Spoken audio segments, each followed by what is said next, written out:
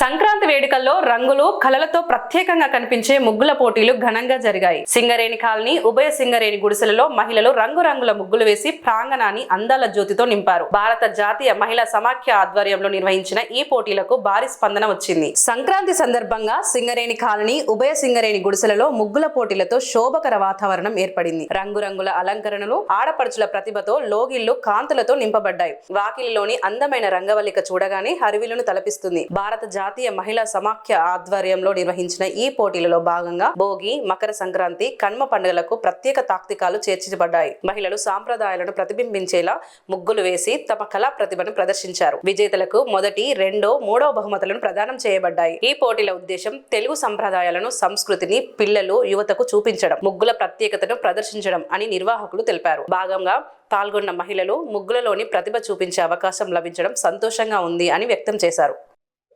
ఈరోజు సింగరేణి కాలనీలో ముగ్గుల పోటీలు నిర్వహించుకోవడం జరిగింది. దీంట్లో 12 మంది పాల్గొనడం జరిగింది.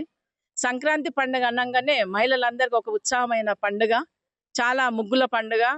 కలర్లతోటి కూడా ముగ్గులు వేసుకొని ప్రతి ఆడపిల్లలు కూడా ఇంటికి వచ్చే పండుగ. పాడి పంటలు కూడా ఇంటికి వచ్చేది ఈ సంక్రాంతి అంటేనే పాడి పంటలు కూడా వస్తాయి.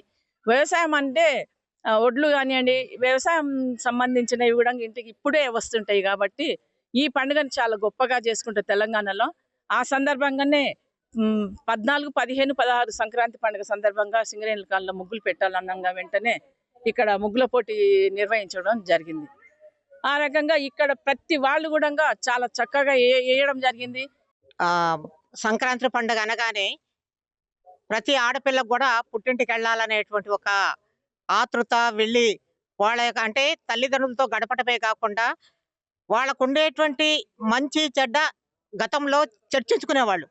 ఇప్పుడు ఎక్కడ హైదరాబాద్ లాంటి మహానగరాల్లో గ్రామీణ ప్రాంతాల నుంచి హైదరాబాద్ నగరానికి వచ్చిన తర్వాత అసలు ఆ పల్లెల్లో ఉండేటువంటి ఆ యొక్క సంస్కృతి కానివ్వండి, ఆ సృజనాత్మకత కానివ్వండి ఎక్కడ కనిపించట్లేదు. అందుకోసం ఏదో వెళ్తున్నారు, కానీ ఏంటంటే అంత ఆర్టిఫిషియల్ లైఫ్ అయిపోయింది మంది.